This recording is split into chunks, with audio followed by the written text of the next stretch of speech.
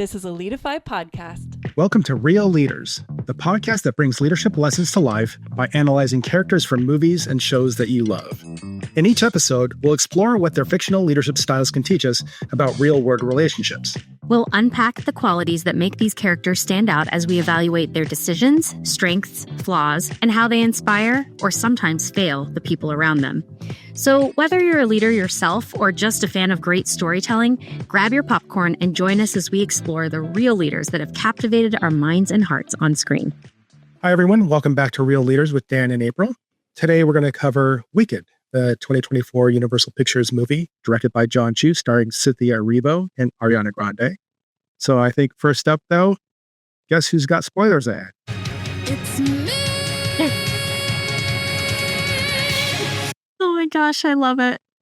It was a fun movie. I really enjoyed it. I actually watched it a second time. It was really fun to watch. I saw the play a while ago and really enjoyed it too.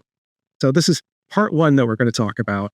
So it's a little bit interesting because there's a part two that's going to come out in 2025, like I think November of 2025.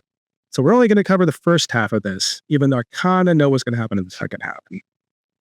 So yeah, it was a good movie. And I really think Ariana Grande kind of nailed her part as Galinda or Glinda or both. She did a really good job. And so did Cynthia Erivo. Her, just the way she pulled off the Wicked Witch or Elphaba was just amazing.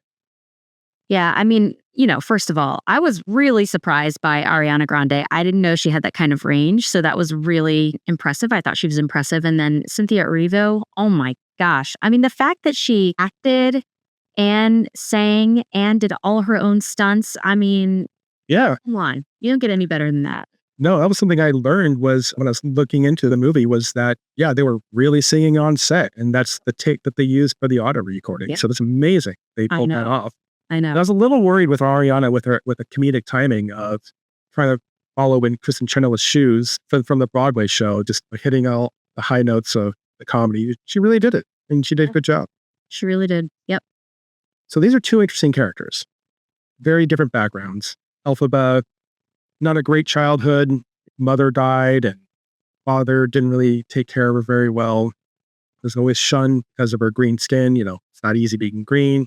And then you have on the other side, you have Galinda, who kind of grew up with a little bit of everything and, popular and never really wanted for nothing.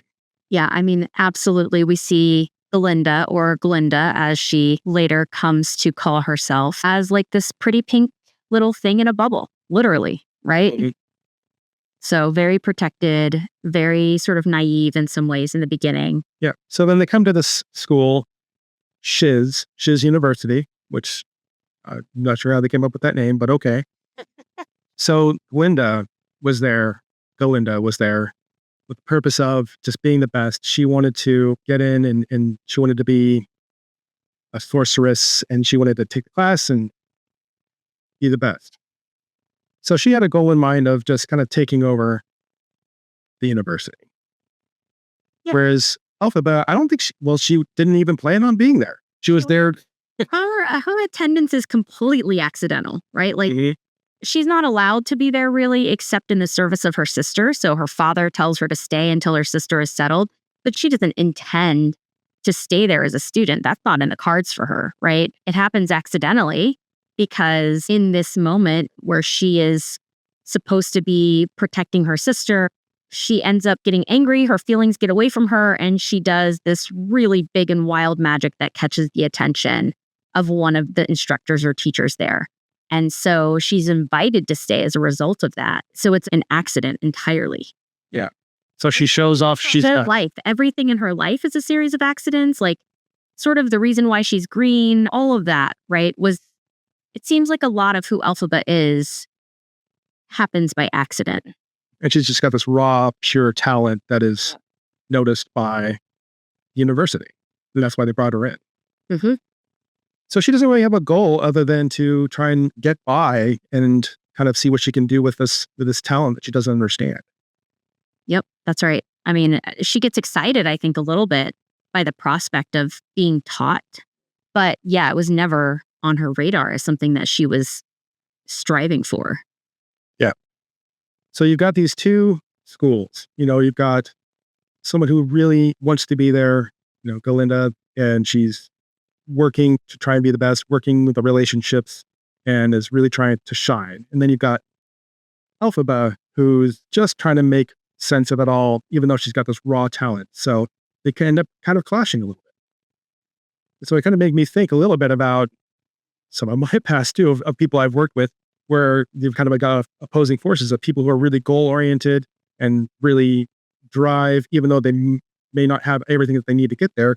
And you've also got people with like raw talent but not really as much ambition. And so, they kind of end up clashing a little bit. Yeah, and I think part of it, and this is for Elphaba, right? Like, she doesn't really have a ton of ambition because she's never been offered any perspective on herself other than that she is undeserving and unworthy of basically everything in the world, of love, of companionship, of learning, and so she, as a result, I think, doesn't think about what's possible for herself or what she can do because she's never been nurtured in that way. Yeah. So it kind of makes you think too, Galinda, she doesn't really, I think, put some of that perspective of what Elphaba's been through or where she's come from. But she doesn't really understand. She's a little bit different. She doesn't really know how to relate to her. So it's kind of a conundrum for her. So, what does that mean for the rest of the students? And kind of creates this weird dynamic between us and them. Mm-hmm. And so there's a little bit of jealousy, some resentment on both sides, a little bit of competition. I mean, they even have a whole musical number about loathing each other.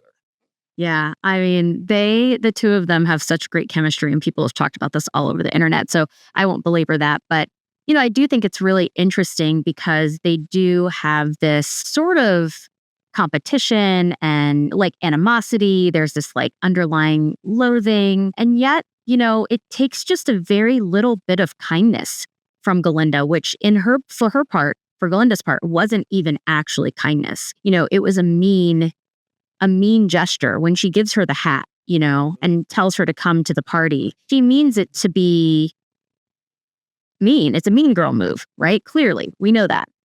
And yet for Galinda or for Elphaba, it's this moment of kindness, someone reaching out to her and inviting her in, right? And for her, it's this moment of like she wants to return that. And so she runs and says, please also to her instructor, right? Please also teach Galinda, right? And she goes to this party expecting that she's going to be sort of welcomed in you can see her trepidation when she walks in still. And everybody looks and stares and she tries to make the best of it. Yeah. And it didn't turn out that way. What she thought was a good gesture turned out to be a mean prank. And it wasn't until that moment that she realized it. Right, exactly. So there she is. And it's the same thing as always, right? Where people are laughing at her and she's the butt of a joke. And so she's like, oh gosh, she feels foolish, I think, because she's let this thing happen again to herself, right? Thinking like, oh, I should have seen this coming. But then what happens? I mean, I think it's interesting what happens to Galinda in that moment. Yeah, she kind of realizes what she's done and also the kindness that Elphaba had shown her. And the mistake she'd made. And she saw her dealing with it and decided to kind of change her ways and embrace her. She was embracing and making relationships everywhere except for the one person she probably should have been with. Well, yeah. And I think there's so much power in that scene where, Elphaba's doing that funny little dance and everybody's kind of staring at her.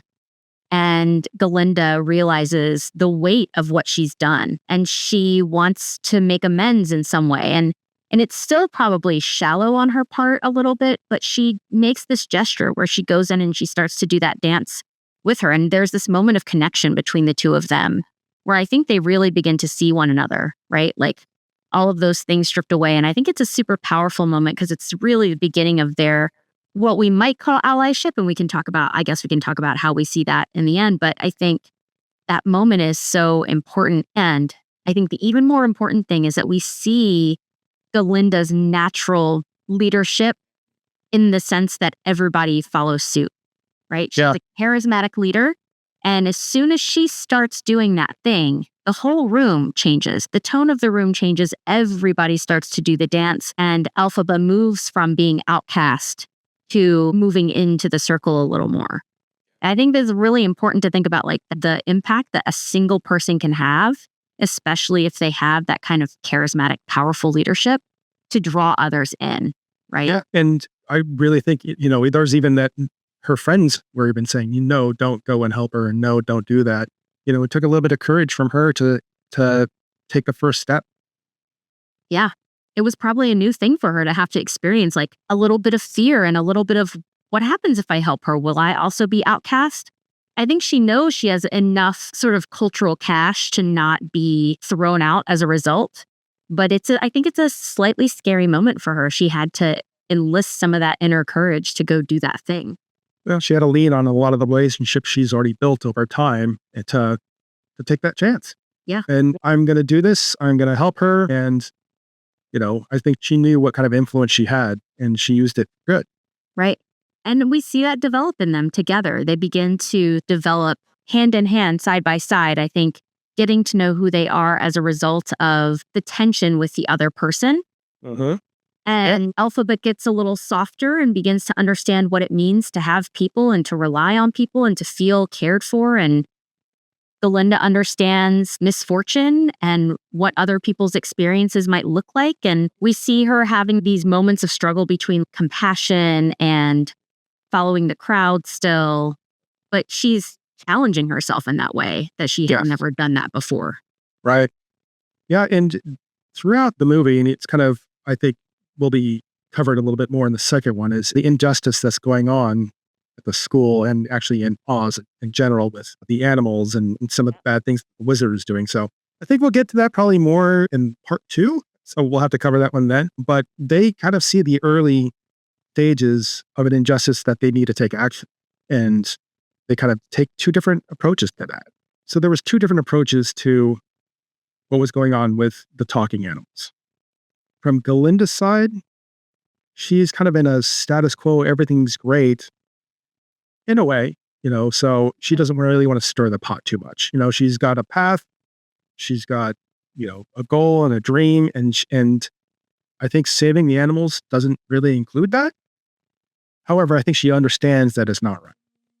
Yeah. And I also think, I think that Galinda has spent so much time so firmly embedded in the system that it's probably harder for her to see or to even conceive of like a system or an empire or whatever it is, right, that is inherently rotten. I think she has a harder time seeing that. Like she probably thinks, oh, it's going to get worked out, or, it's not as bad as we think, or there's got to be a reason. You hear these things when people have more faith in a system than other people, they can sort of reason away those kinds of things by making them not like, it's just that one action, or there's got to be an excuse, or there's got to be a reason, right? It certainly can't be rotten to its core, because what would that mean about me and about us and about everything we've built? Yeah, it's really hard to challenge a system that you're benefiting from. Yes, absolutely. Absolutely. Elphaba, on the other hand, has never really benefited from that system, has always been on the outside of it, and has always seen the harmful impacts of the system. And so it's easy for her to say, not easy, but you know what I mean? It's easier for her to see those things and to say, no, this is just as broken as it's always been. This is yet another kind of violence against individuals who are different, because she's known that her whole life. And I think, too, she's got, in some ways, less to lose and more to gain by helping those unfortunate animals. Yeah, I think you're right. There's alliance to be built and formed and the hope of something better down the road. I think the system has never benefited Elphaba in any real way. So, there's no sense in fighting for it as it exists in that moment. I think we begin to really see the character development and growth and the way that their paths are going to diverge. Again, you and I have both seen the Broadway show, so we know how it ends. Yes. And where it ends in the movie is essentially the intermission point in the Broadway show. So where she's taken on the mantle of the Wicked Witch of the West. Exactly. That final moment of defying gravity, which literally gives me chills every single time. That moment where we see this decision on both of their parts and the care for one another too that exists between them, and yet the ways that they decide to part in that moment. So I think what's key here is that Galinda, it's her love for Elphaba is so apparent. She comes to Elphaba's sort of defense. She tries to defend her against the wizard and Madame Morrible. But I think, she comes to her defense in that moment and she tries to help Elphaba get out of there, right? She first tries to convince her to stay. Like, wait, we can do this. We can change this. We can change it together. We can fight together. But Elphaba knows, like, there is no fighting from the inside. Right. Yep. And I really like that song, Defying Gravity. I think it's a great anthem, and it's something I would bring to our listeners to figure out, how are you going to defy gravity? How are you going to fight against something that might be working against you? How are you going to persevere? Yeah. And it's so Elphaba in that moment. She says, no, it's finally time to defy gravity. Galinda's like, can't you say sorry? Can't you just do this? Can't you just, and no. She's like, no, it's time. Can't we just keep things the way they are? Yeah. Well, and Galinda wants to she's like, I think she's still not willing to give up her position or her privilege. And I think she feels the tug of the ethical dilemma that she's in. She understands now that there is something rotten, But anyways, she begins to see the ethical dilemma that there is clearly something rotten here. And there is still hope on her part that she can make a change and she can fix it. There's like this naive optimism on her part. We can change it. We can fix it. We can do it. Like here from the inside, we don't have to do it this way. And Elphaba is like, no.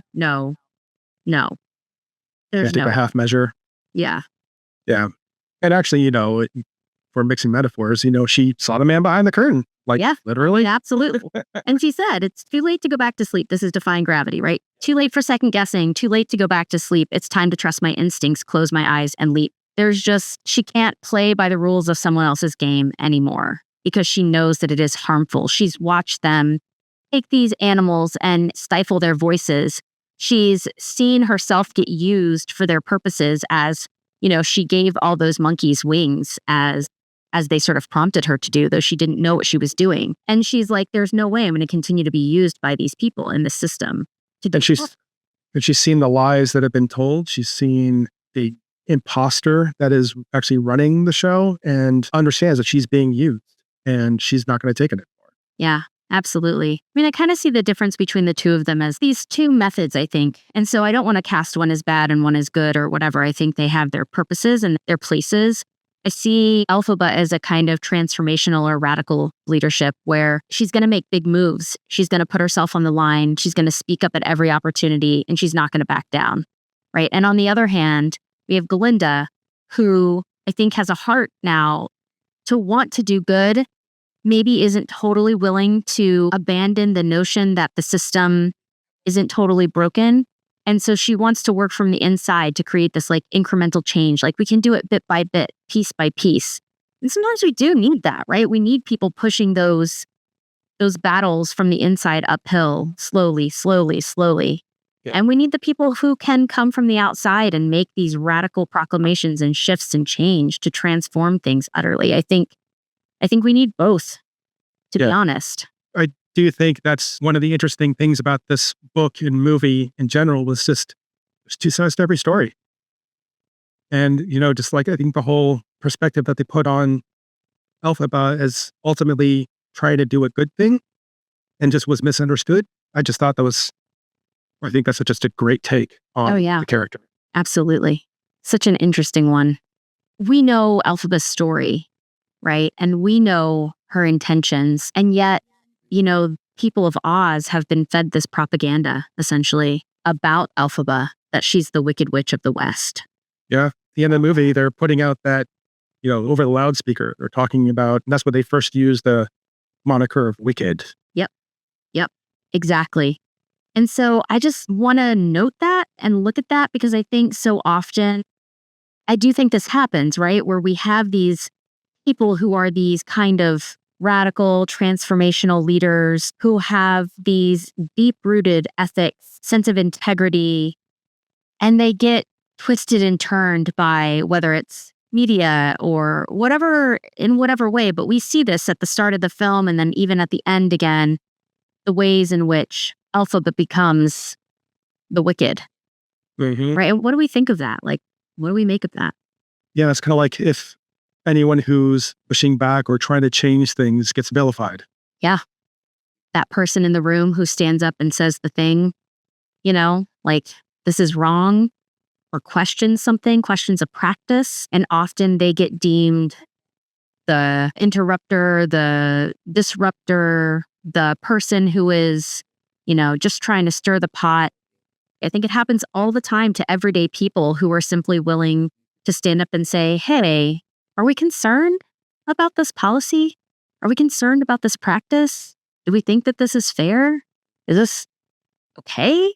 Have we accounted for these other people who might be impacted by this? And I think so often that person gets deemed as sort of bad or disrupting, And I think we see that play out here with Elphaba in a very, very big way. I think it was a missed opportunity where I was kind of waiting for at one point for Elphaba to just break out with the Ice Cube wicked.